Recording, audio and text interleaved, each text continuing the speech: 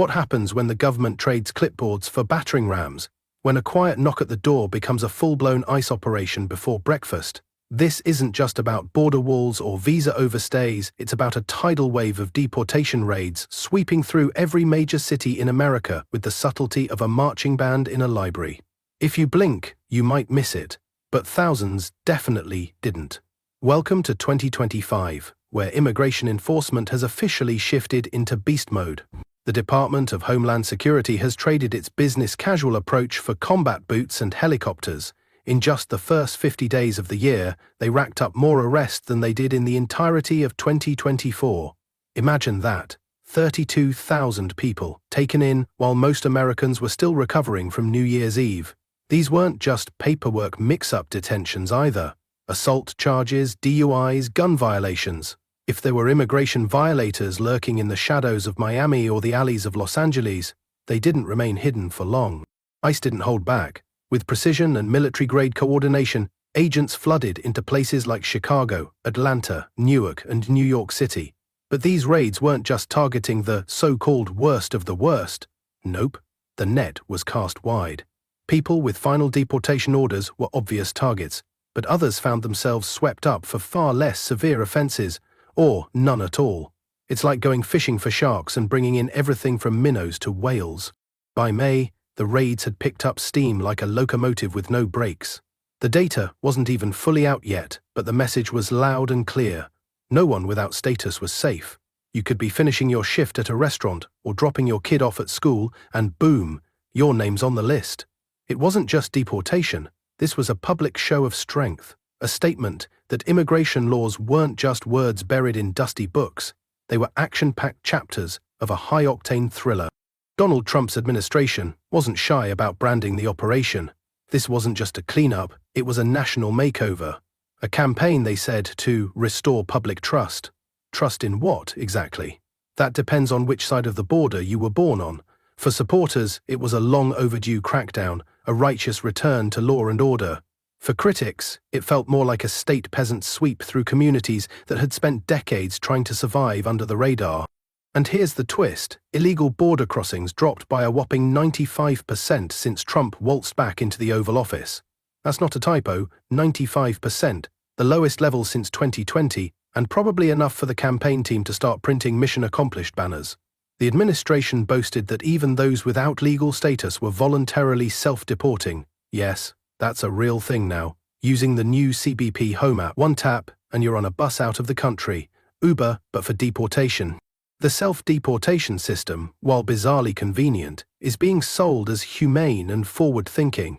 You can plan your own exit, pack a bag, say your goodbyes, maybe even grab one last order of McDonald's before hopping on a plane back to Guatemala or Nigeria.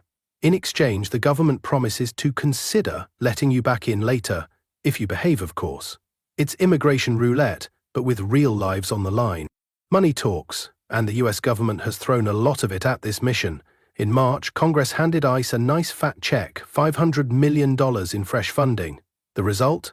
Detention centers expanded from 41,000 beds to over 47,000, like a grim Airbnb franchise for non-citizens.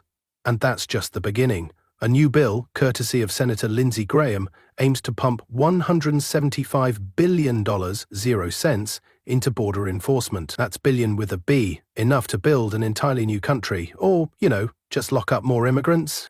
With that cash infusion, ICE plans to hire 20,000 new agents. That's enough people to invade a small country or run a really aggressive Starbucks. The idea is simple: speed up arrests, increase processing, and make sure nobody with a questionable visa gets to enjoy the American dream. Meanwhile, detention facilities are going full sci-fi, outfitted with facial recognition tech, motion sensors, and fingerprint scanners. If you so much as blink wrong, you're in a van headed south. And ICE isn't doing this alone. Oh no, they've recruited the FBI, the DEA, the IRS, basically every agency with a badge and an acronym. In Florida, over 120 individuals were picked up in 1 week. Some were gang members, others were just unlucky. Operations like Tidal Wave are turning every traffic stop into a potential one-way ticket out of the country. And thanks to 579 Section 2887G agreements, local cops are now unofficial ICE agents. Even Sheriff Bob from Smallville is getting a taste of federal power. Let's talk tech. ICE recently upgraded a $30 million 0-cents deal with Palantir, the big data company with a name straight out of a Tolkien novel. This software scours public records, social media, and who knows what else to find violators. Got a speeding ticket and a funny last name? You might just be flagged. And with the CBP Home app in full swing, even the voluntary deportation crowd is part of the matrix. Every click, swipe, and submission feeds the system. The government argues this whole thing is more efficient, less chaos, fewer beds filled with the wrong people. And they're not entirely wrong. By targeting those with serious crimes, they say, they're making room for people who deserve to stay. Of course, defining who deserves anything is a slippery slope. Today it's felons, tomorrow it's people who posted the wrong thing on TikTok. Economically, this mega campaign is changing the game. States like Florida, Texas, and California are now seeing surges in legal employment. Construction crews, farm fields, and hotel staff are being filled by verified workers. That's good news for payroll departments. But it also opens a can of worms about labor exploitation, underpayment, and the reality that not all legal jobs are fair jobs. And here's the real kicker. Some immigrants who stayed, who passed evaluations, who weren't caught in the dragnet, are actually thriving. They're working, paying taxes, shopping at Target, helping the economy stay afloat. Communities in Miami are reporting unexpected booms in local spending. It turns out, when people aren't terrified of being dragged away at dawn, they're pretty productive citizens. Socially, things are more complicated. Protests are popping up, activists are calling foul, churches and non-profits are scrambling to help the displaced. Some communities are divided, half cheering for law and order, half begging for compassion. The raids may be effective, but they're not gentle, and you can't rebuild trust with handcuffs and helicopters. DHS, trying to soften the edges, is launching programs to help with integration, cultural exchange events, English classes, job fairs. It's a weird juxtaposition. Deportation raids in the morning, taco festivals in the evening. But it's part of the administration's plan to present the US as firm yet fair. Tough on illegality, but open to those who do it the right way. In cities like Miami, these events have drawn thousands. And not just immigrants. Native-born citizens too, looking to understand, maybe connect, maybe just eat free empanadas. The result? A fragile sense of unity. A community conversation built not on fear, but food, language, and awkward small talk over folding chairs and plastic cups of lemonade. Internationally, the raids are causing waves. Mexico is scrambling to house deportees. Shelters in Tijuana and Ciudad Juarez are bursting. The government there is demanding US cooperation. Don't just dump them on our doorstep, they shout. But the Trump team isn't listening. They've got bigger fish to fry, and it's election season. Even the United Nations has chimed in, waving the human rights flag like a lifeguard on a crowded beach. They argue these raids violate international agreements. They say families are being ripped apart, children are suffering, and while the photos are heartbreaking, the administration insists everything's by the book. If the book were written in all caps, with a lot of exclamation points. As we steamroll through 2025, immigration is no longer a policy debate, it's a full-on war of ideologies. One side calls it cleansing, the other calls it cruelty, and stuck in the middle are millions of people just trying to live, love, work, and survive. This isn't just about paperwork, it's about identity, about belonging, about who gets to stay and who gets thrown out like expired milk. Make no mistake, this campaign is just getting started. With more tech, more funding, and more political support, ICE is becoming one of the most powerful forces in the country. The question is, what comes next? Will the US become the poster child for immigration enforcement? Or the cautionary tale of civil liberties gone rogue? No matter which way you lean, it's impossible to look away. The raids are happening, the arrests are real, the impact is permanent, and the debate, it's just heating up. A low hum of tension now ripples through schoolyards and playgrounds as children whisper of the knock. Parents glance over their shoulders at community centers and places of worship, wondering if today will be the day. Stories circulate of single mothers gathering their papers in the early morning light, while toddlers clutch widowed teddy bears, unaware their parents might vanish by noon. Each family portrait feels momentarily surreal, as if belonging to a different life. The raids have turned everyday routines into silent dramas. In the courtrooms, attorneys scramble to challenge deportation orders with the speed of courtroom drama, filing motions against motions. Judges who once handled traffic tickets now find themselves adjudicating the fates of immigrants caught in the dragnet, often under heavy security. Proceedings move in fits and starts as evidence of continuous residence or community ties is pored over like precious manuscripts. Legal aid organizations plead for pro bono volunteers to help balance the scales. Meanwhile, some families wait months for hearings, living in suspended limbo as the specter of removal looms large overhead. Congressional hearings have devolved into theatrical showdowns, with senators brandishing grim statistics on one side and tear-stained photos of families on the other. Lawmakers clutch talking points as if they were shields, blocking each other's rhetoric with equal ferocity. Funding debates stretch into the 11th hour, with amendments proposing everything from free translation services in detention to biometric tracking of released immigrants. Lobbyists and NGOs flood committee rooms with glossy reports and stark projections. In the gallery, advocates and protesters raise signs, chanting for justice or applauding enforcement, each side confident in its moral high ground. Local governments are caught in the crossfire, some cheerful cheerleaders of the crackdown, others raising legal challenges of their own.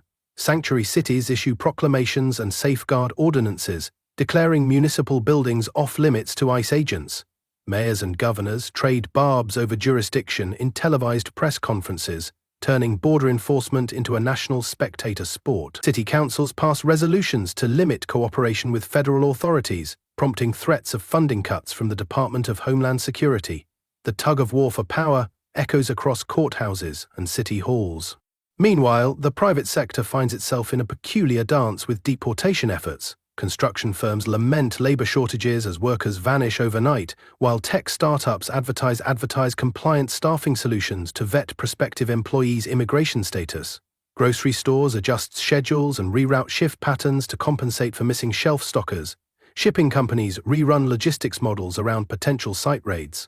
Even mom-and-pop eateries wonder whether tonight's taco bar will be missing its best cook or its best customer. Amid the uproar, a florid floristry of hashtags blooms on social media. Knock-knockish trends alongside, families belong together, each hashtag carrying a digital battalion of slogans and memes. Influencers pose at rallies, live-streaming tear-jerky success stories of last-minute injunctions that saved families from separation. Satirical accounts flood timelines with clever parodies, depicting ICE agents as ham-fisted reality show contestants, vying for immunity challenges. Comment sections swell with fervent debates, where empathy and indignation clash like titans.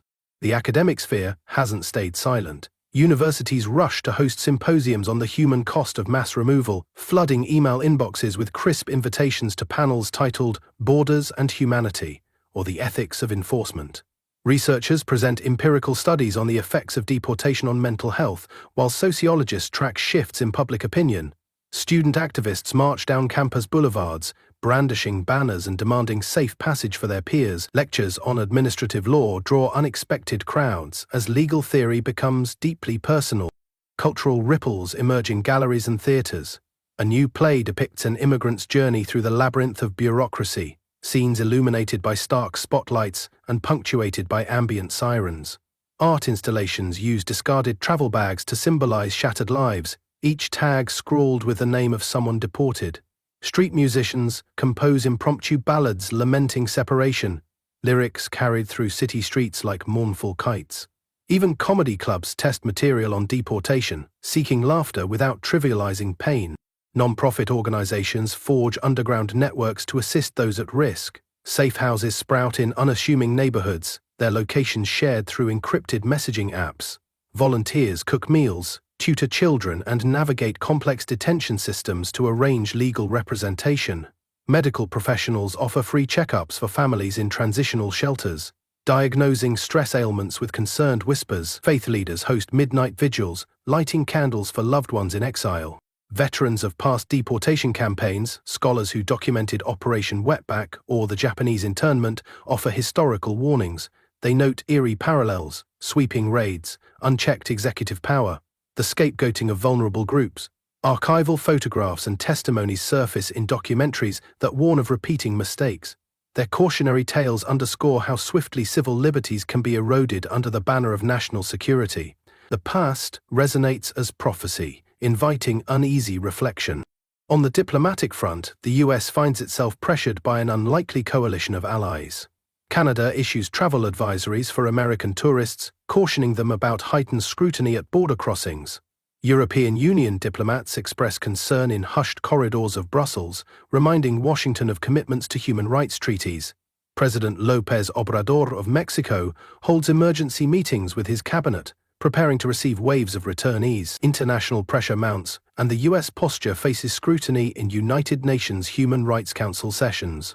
Meanwhile, private think tanks publish glowing projections of cost savings from reduced public service use. They calculate hypothetical decreases in school enrollments, hospital visits, and welfare claims, presenting spreadsheets that promise fiscal relief. Critics lambaste these figures as cold arithmetic, ignoring the social costs of fractured families and lost human potential. The debate over cost-benefit ratios becomes a proxy war over national identity. Numbers duke it out with narratives in a battle for the country's conscience. Public opinion polls show stark divides. Some polls indicate solid majorities supporting the raid, citing safety and legal compliance. Other surveys reveal simultaneous majorities worried about civil liberties, racial profiling, and the humanitarian toll. Editorial pages in regional newspapers sluice editorials both glorifying the campaign and eviscerating its morality. Citizen town hall meetings explode in heated exchanges, neighbors turning on each other with incredulous accusations. The national conversation feels like a tugboat pulling two massive ships in opposite directions. In many towns, the raids have become community theater of the absurd. Rumors fly of ICE agents staking out soccer fields and bus terminals, waiting for targets in neon vests. Some residents report receiving robocalls with spoof numbers warning of pending raids, prompting panicked family relocations. Grocery stores advertise Know Your Rights flyers next to the pickles. Community centers offer raid-proof workshops, teaching families how to lock doors and document interactions with officers. Each comedic exaggeration points to a pervasive anxiety. Law enforcement partnerships are increasingly commodified. Police unions trumpet their close collaboration with ICE, scoring PR wins framed as protecting neighborhoods. Other law enforcement bodies refuse to cooperate, citing local ordinances that bar resource sharing. K-9 units trained to sniff contraband now undergo additional training to detect immigration documents. Tensions bubble between agencies, each vying for headlines. The very idea of public safety becomes enmeshed with immigration enforcement in complex, often contradictory ways. Meanwhile, the US Supreme Court looms on the horizon, poised to rule on a series of challenges to the administration's authority.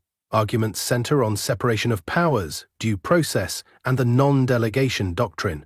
The bench listens as attorneys argue over whether the executive branch can expand detention capacity without explicit congressional approval. Justices probe definitions of removal authority and due process guarantee, their questions charged with potential seismic impact. A landmark decision could reshape immigration law for decades. Human stories surface in unexpected places. A small bookstore owner shares how her spouse was taken at dawn, leaving her with an empty apartment and a half-read novel. A high school valedictorian's graduation speech speaks of her brother, still detained thousands of miles away. A longshoreman recounts how his daily union meetings now start with prayers for absent colleagues. These intimate vignettes turn statistics into flesh and blood narratives, making abstractions impossible to ignore. Amid all the turmoil, an entrepreneurial market has emerged. Lawyers sell expedite your hearing services, promising faster court dates for a fee. Tech companies pitch encrypted apps that notify users when ICE vehicles enter their zip codes. Consultants hawk workshops on community resilience for city officials. Even self-help authors publish books on thriving under enforcement, blending mindfulness tips with legal disclaimers. Capitalism finds a way, even in the business of deportation. By late summer, the initial blitz has evolved into a sustained campaign with new phases. Operation Skyfall targets visa overstays who have never seen a courtroom. Operation Homestead focuses on agricultural workers in rural areas. Speculation grows about future operations, one allegedly codenamed Thunderclap, to crack down on student visa holders. Each new phase sparks fresh debate about scope creep and mission creep. As the campaign mutates, so too do the strategies of those trying to evade it. And so the story continues, as unpredictable as the next knock at the door. In a nation grappling with law, identity, and compassion, only one certainty remains. The debate over deportation raids will rage on, carried forward by every deported parent, every defiant lawyer, every sanctuary city proclamation, and every tweet that refuses to be silenced. For now, the question isn't whether the raids will end, it's what America will look like when they do. If this deep dive into America's most dramatic crackdown lit up your curiosity, smash that subscribe button, drop a like, and leave a comment below with your thoughts. Stay tuned for more unfiltered coverage and unapologetic analysis.